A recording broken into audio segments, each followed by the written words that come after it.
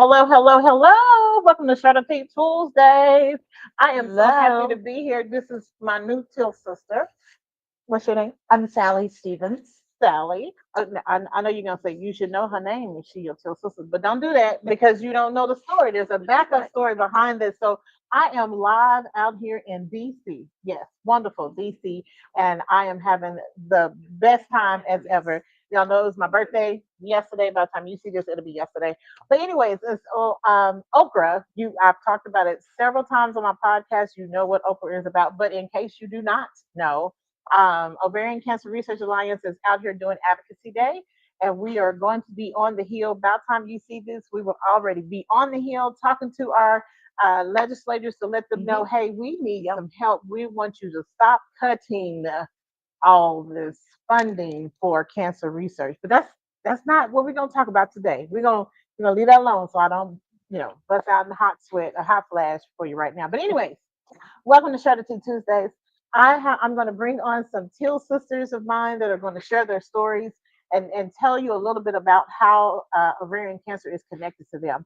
So, without further ado, would you like to tell us where you're from? Sure. I am from Mechanicsville, Virginia, Okay, and I am gosh, how long has it been now? 13-year 13 years. survivor living with active disease. But as you can see, it doesn't slow us down. Right. We live our life, we find our joy in every day, I love that. and just keep on keeping on. Keep on keeping on. Wonderful. Now, how long have you been an advocate leader with Okra? I have been an advocate leader for 5 years. 5 years. Mhm. Okay. Okay. It was probably about around the same time. You said 20. 2020. Okay. So, you know what? Mhm. I was out here. Well, that was my first one, March of 2020, before the Mhm. world shut down.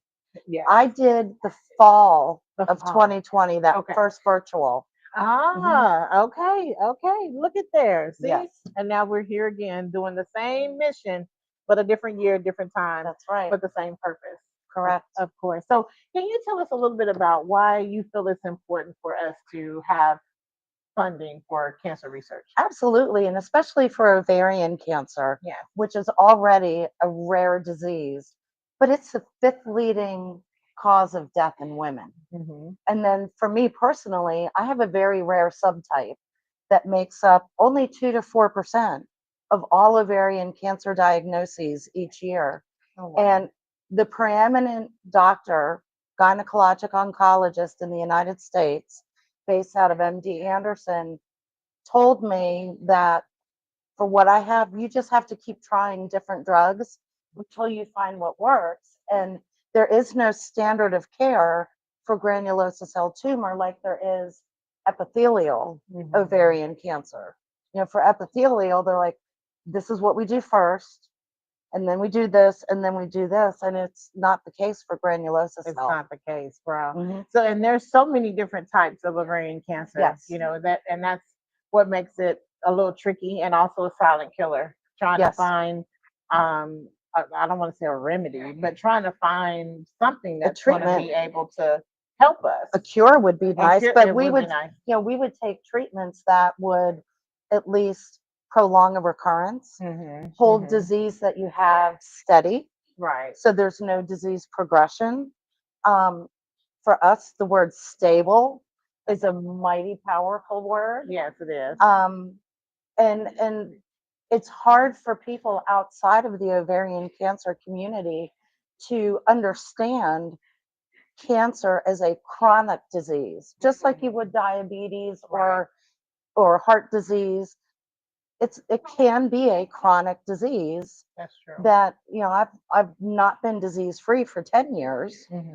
Um, and you find how to manage, and different treatments and surgeries and radiation and chemo and clinical trials, and Right. all these different things I've done over those 10 years to keep you here, Keep keep you you here. going, Yeah. you And know, and and even without all those different treatments and medicine, it takes a toll on your body. You still it have does. pain and other things that are happening. Correct. Right. Yeah, and last year I finally had to file for disability. Oh, wow. So I didn't want to, Right. but I can't make it through a full day Hmm. at work. Right. anymore. Right. You know, I usually take a nice 2-hour nap every day. I know. Be- To because recoup. yeah, you know, Yeah. the drugs cause so much fatigue and pain. Mhm. I just can't make it through a day Oh wow. without a nap. Without a nap. Mhm. Yeah. Well, I do appreciate you coming on here. I know I just for a little appreciate bit, you talking with but me too. yes, yes, it has been my pleasure. And you're from Virginia. Yes, ma'am. Yes. Now I'm being told that's right down the road, About one of them directions. about 2 hours south of here. Oh, 2 hours. Mhm. Oh well, that's not right down the road. That's a portion of the Yes. Oh, okay. Okay. Northern Virginia is just down the road, but I'm Okay. about 2 hours down About the 2 road. hours. Okay, Yes. one day I'm going to explore so I can see what's in Virginia and then what's in Maryland. I'm hearing that's Absolutely. two Love different. love to show you. Okay, that's a date. You got it. Don't split me up though. Absolutely Okay. not. Okay. We're sisters. I can't stand you up. Thank you. Thank you. Thank you. I appreciate it. So next we have Miss Misty. She's from, and you give her that microphone Mhm. as well. We have, I know, have y'all noticed I got microphones, still got the plastic on it. Ooh, look, we got a production time over here. But we have Miss Misty that's coming from the great state. Y'all know how they are. Everything is big in what state? Texas. See, we ain't, here she go. Here she go. Now this joker. So Misty, you're from Texas. Which part? Houston, Houston. All right. the best part. Oh, here we go. Now listen, some of my Dallas, I'm not worried about that. oh. I'm not worried about my Austin. that. Not worried about that either. Okay, listen. Hey, she said it, not me. That's all I can say. But anyway, Missy, tell me your connection with Ovarian Cancer Research Alliance. I am a new advocate leader. This is my first year. I'm here on behalf of my mother. I lost my mother in 2018 to ovarian cancer. When she found out, she was already stage 4 and it had begun to metastasize. So since it was so advanced, thank you. Since it was so advanced, they started out with the strongest chemo that they had, which they call the Red Devil. And it's so strong that they had to wrap her hands and her feet in ice packs while she was receiving her treatment. It has to slow drip for about 4 hours. They had to give her Benadryl before in case there was any adverse allergic reactions. So the whole chemo process took between 6 and 8 hours, depending on how she was Oh, able to mercy. respond to the medication. Okay. So, unfortunately, it did not take. We went through 6 weeks with 3 sessions a week of this powerful Oh, my medication goodness. that did not do anything for her. The doctor told her, I don't know what else to do. So she asked him, can I try the clinical trials and see if one of those may be able to help me? So he said, absolutely. She began doing clinical trials. Um, every 6 to 8 weeks, they would rotate into a different one. Those didn't help either. Mhm. However, I feel that even though they didn't help, they slowed down the growth of the cancer, and it gave her a year and a half with us. I feel that if she didn't do the trials, she would have been gone a lot sooner because they were already saying that there was nothing else stronger than what they had. So that's why I'm here as an advocate to continue with clinical trials and research to find one that may help, like y'all said earlier, it's all trial and error, unfortunately, because each diagnosis is different and each ovarian cancer symptoms, the symptoms are the same, but the treatment is different. And a lot of times it takes mixing and matching drugs to figure out which one works.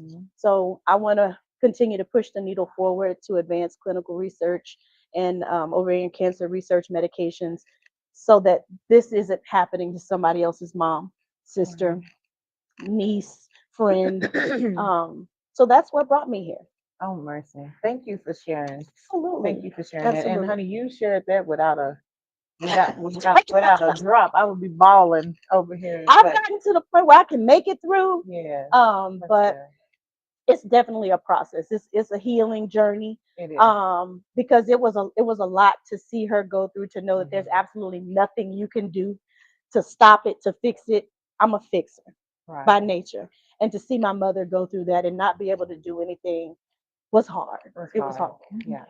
Well, you are continuing her legacy. Now you made me cry. I'm sorry. I apologize. You're good. But you are continuing her legacy by keeping her story alive. Absolutely. Because there's someone's mom that's out there right now that's probably going through something similar or having issues with their body and they're not even knowing what's going on or even afraid to go to the doctor. Right. And Yeah. that's the crazy thing to me about ovarian cancer is the symptoms mimic normal things that people It does. brush off. You don't think, oh, okay, well, I'm a little bloated or my stomach hurts a little bit or I can't go to, can't go to the bathroom. Just my back hurts. And you blow that off thinking, okay, it's not a big deal. Mm. And that's unfortunately how a lot of women are diagnosed late, stage 3, stage 4, Right. on top of not receiving annual testing that's not available for us, which Yeah. with it being, like she stated previously, of one of the fourth killers to women, how is there not some type of consistent annual testing? We can test for any other cancer, Mhm. but why is this one that's a high killer for a lot of women not in process? Right. It makes absolutely no sense to No me. sense. And a lot of people feel that pap smears are a scanning tool, but they're not. They're not. We feel Oh, like absolutely not. there's not a scanning tool for us at all, and Absolutely so not. it does make a difference. So we have to use our voice, we have to use our tools, our knowledge, wisdom, information, all of that, and share this with other women. As you can tell, it's not just for Black women. Cancer affects everybody, Everybody. everybody Yeah. of all different colors, backgrounds. It doesn't matter. And so we, as women, we have to use our voice to make sure that the funding continues because Absolutely. there was oh I was just about to say there was somebody that I met. Hopefully she'll come on. She doesn't know yet, but she was diagnosed back in 1980 something. And so you know that back in the 80s, medicine wasn't as evolved as it is now. Right. So in order for it to evolve, we have to have funding in order to keep it going. So, Absolutely. but You are thank you, so welcome. Thank you Missy. for the opportunity to share my Yes, story. yes. And Um, I want to make sure I'm gonna bring some of my Till sisters back on Share the Tea because we're just doing this real quick. But they know that I can talk, and we'll end up missing dinner and hey, everything else. So, yes, it was but a pleasure yes, being able to share my story, and thank you so much for the opportunity. thank And you. keep moving the needle forward, because, like you said, cancer doesn't discriminate. That's So, true. That's true. It does thank you not. so much. Thank you. Thank you. So, I'm gonna see if I can get another Till sister to come forward. She might be. Oh, is she gonna come on, y'all? You gonna come on? Listen, she's from the great state of Texas by default of New Orleans. So she's gonna share her little spiel real quick because they getting ready to go while I'm up here. Is my ribbon upside down? Sorry, y'all. Let's turn it up right. Okay, there we go. So that way you'll be able to hear her story a little bit, and I'm gonna make sure that I invite my sisters back so they'll be able to tell their story a little bit more as well. Okay. One thing I want to check and see, I know that Emily, person can't sit will there. you Just ask let your them mom go. if I And can we just interview see you when you I'll get a do that. chance? Okay. Okay. So there's a young lady that has been greeting us with a smile on her face, and she is passionate about ovarian cancer. So hopefully I'll be able to get her on here earlier, but you know we got to get parent permission. So, but before further ado, Miss D, right? Yes. Yes. Miss D. Come on, Yes. Miss Hi. D. How are you? I'm doing well. This is another Teal sister, new to Ovarian Cancer Research Alliance as an advocate leader from Houston. Correct. I live in Houston, Yeah. but my heart Oh, is here we in New go. Orleans, Louisiana. Listen, they've been giving her a So, hard time all weekend long about that. So you want to tell us a little bit about just a little bit about your story because I know you pressed on time, but tell just a little bit about your story and when were you? yes, I would definitely like to share my story. Okay. I was diagnosed when I was 21 years old. Okay. So, um, it was a different experience because at that age, you think you're invincible. You Right. think that nothing could ever happen to you and you're going to live until 70, 80, 90 years old. Right. That's And what we think. so it was definitely a journey. Um, I had all the tall tale signs of ovarian cancer, but I had no idea because at that age, I wasn't educated on what the signs were, the symptoms. Some of the symptoms that I had, I couldn't eat. I had started getting to the point where I had a food aversion. It was that my abdomen was swollen, and I had some pain in the area where the tumor was growing. Okay. So I had just gone to one of my regular gynecological appointments. They did not find anything few months prior. However, I started having the symptoms maybe within 3 months after my appointment. Oh, wow. Okay. And so it was definitely an adventure. It was my senior year in college. I had anticipated graduating in that May of 1990. They found my tumor in August 1989. Wow. And I thought that it was going to keep me from doing what I wanted to do as far as graduating. But I kept pressing on, kept Mhm. pressing on. The doctor that I originally found told me that, well, and he sat down with my parents as well, and we were there as a family. And he said, well, and at that time I was Miss Garibaldi, and he said, well, Miss Garibaldi, I just want you to know that you probably should get in touch with your pastor or Wow. your priest because this is what you may have to deal with. Oh, wow. And so at that point, my mother, she stood up and she said, I thank you for your service, but you're not going to be the judge or the jury of Mm-hmm. her life. Come on, mama. And Yes. so she said, I wish that you would, as a medical professional, give people hope Right. instead of, even though they try to tell the truth, at the same time, I think they should give hope because you never know. Here I am at the age of 56 right now, and I don't mind saying that. Blessing it. Yes. Okay. Yes. So I don't mind saying that I'm 56 years old now. So he did not know the story. Mm-hmm. He did not know what will be the end of the story. And so my mother and I remember praying and asking them to lead us to another doctor. And that doctor was God sent Wow. because she actually wanted to try her own clinical trials on me, something she had read in a journal where she said, I see that you're a college student and you want to graduate in May. She said, if we did the traditional route of chemotherapy, that would probably be maybe about 7 months. And that would probably push your graduation back. But because I read this story in a journal, I want to try where we give you chemo. She said, you're young, you'll bounce back. Mm-hmm. Give you chemo every week. And so she did that. We were able to get it done for at least 4 weeks. By the fourth week, I needed a transfusion, which Okay. was okay. And then we were able to continue after about 2 weeks. And then I had the fifth and sixth treatment before Christmas. Oh, my goodness. And so by then, I was able to continue on with my next semester. I ended up graduating at that time from Xavier University of Louisiana, and I'm a proud graduate. And also, at that same time, which I did not know, that my now sister-in-law graduated in the same class with me as well. Wow. And so I didn't even meet my husband at that time, but I knew of her. Uh-huh. And then eventually my husband and I connected. One thing that he always said is that I never looked at, because my hair was always short at that time because of the chemo or whatever. And he Mhm. said, I never looked at the quality of your hair. I looked at the other qualities you had. Oh, And that's so, beautiful. yes, so that was definitely a journey. Yeah. And he was not on the journey from the beginning, Mhm. but he was on the journey as I was rounding up my chemo treatments. Okay. Yes.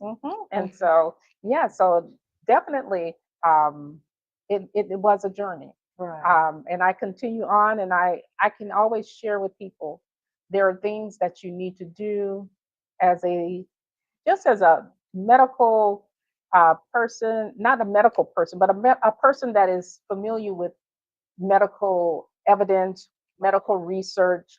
Always keep yourself abreast of that and become an advocate for Yes. yourself. Yeah. And then I also try to encourage others as well. Good. Motivation and encouraging others And we during the definitely need process. that. Yes, definitely, definitely, because I don't know, what would have transpired if we had stayed with that first doctor. Right. So my parents' motivation and encouragement and doing their own research Yes. had me to change doctors and go Yes. with someone that was more giving more hope Mm-hmm. instead of this Despair. despair, right? And it's Yes. good. And I always talk about advocating for yourself. If you don't feel comfortable with what that doctor is saying, you don't have to stay with him. No, You you can cannot. always go to somebody You else, get a cannot. different opinion. Correct. Especially because if they don't make you feel inspired, like you can defeat this, or Correct. we can look, let's explore some other options. That's right. That's right. That's Yeah, right. that So that if you bedside come, manner is important to me. Yeah, correct, if you come with that notion in the beginning that this is what it right. is, Yeah. how can you expect them to even think about any other Mhm. options Mhm. or consider any other options? So That's true. that was very concerning to my family. And just today, just being here and I'm inspired being here, I just always want to give back to my family. And I sent them a message today saying, I just want to say thank you for Oh, always being there for me yeah. throughout this journey. That's important. Yes, it That's is. important. Support is definitely important. That is Definitely. true. Very Well, much Miss B, true. I appreciate you sharing your story. I know your people are waiting on you, but I Well, thank appreciate you. you, Thank and I you. want Thanks to for make sure you having me. come back and Sure. be on Sure to Tea Tuesdays, and we can just kind of talk about different cancer care series. Is what I have on third Tuesday of every month, and so it's just because there's a lot of things that we can do to take care of ourselves, even while you're going through treatment or before treatment or after treatment. It's a lot of things that's really important for us That is to keep correct. thriving. And I would love to stay in touch and Yes, reconnect again. Thank you definitely. so much. You're I welcome. Thank appreciate it. you. Enjoy your evening. Miss Emily, what your mama says? She said you can. Okay, that's what I figured. All right, so this has been my pleasure to come on here on Saturday Tuesdays just to kind of give you the thank you. Just to kind of give you the segment of what we've been doing with Ovarian Cancer Research Alliance. And so one of the young ladies here, she is volunteering with her parents. She's not going to be on the interview thing, but she has a story about her. I think it's her mother or her grandmother that was diagnosed with ovarian cancer. And so you never know how cancer can affect any and everybody. And just to be able to give back, even if it's just volunteering, addressing somebody with a smile, or doing anything of that nature, really, really warms our heart. I feel like that. It warms my heart. I can't speak for everybody, but for me, it warms my heart. And so there are 119, I'm thinking I'm trying to get my numbers right, 119 advocate leaders that are here representing Ovarian Cancer Research Alliance. And so we are eager to be on the Capitol Hill tomorrow, which would actually be today, which is Tuesday, for us to be able to share our information and story and to actually talk to our legislation about funding for cancer research. And so that's really important to us. Everyone knows across the globe of what's going on with cancer funding and all these different cuts and all these different things. And so we know that we're kind of in a sticky pickle situation right now, but our voices are still the same. We have different caretakers that are here, loved ones, moms, dads, husbands, uh, you name it, sisters, aunties that are here to share their story and to connect with other people. So I appreciate all the TEAL sisters that were able to come in and give a little segment because they're trying to wind down. We've been in training all day and now we're trying to, hey, let's go get something to eat and just relax before we tackle Capitol Hill tomorrow. So I just want to say thank you. Thank you for the birthday wishes. I appreciate that. You guys have been phenomenal. I'm going to try to return to all these different messages and voicemails and all those different things. But thank you. I've been in training, and so I'll make sure I respond to um, all of the messages. Now, I do want to say, in honor of course, my birthday season, I am going to kick off. I think I'm going to do it for 30 days, but I feel like I'm just going to let it just stay instead of just for 30 days. But as far as making a donation to Share the Tea LLC, because the donations benefit any initiatives that I'm a part of, which of course is Ovarian Cancer Research Alliance, NAMI, Alzheimer's Association, Stevenson Cancer Center with the Outpace Cancer Race, Sister to Sister Network. I feel like I'm missing one. There's so many different ones that I'm connected to, but they'll all be on my website at sharethetllc.org. And so I appreciate you following me on this journey. And if you ever want to be a special guest on Share the Tea, you can always reach out to me at sharetheteawithv@gmail.com. I will let you know for next week for Hot Tea Tuesday. We will not have hot tea because I am going to a tea set celebration. So I may try to do it a little bit later. I'll have to double check and see, and then we can go from there. But anyway, don't forget to follow me on social media. I'm on all platforms except for Snap for the Chat. And I appreciate your support. And always remember to be intentional, be insightful, and to be impactful in everything that you do because we're sharing the tea. Don't spill it. See you later. Bye. Telling me to dance, taking a chance.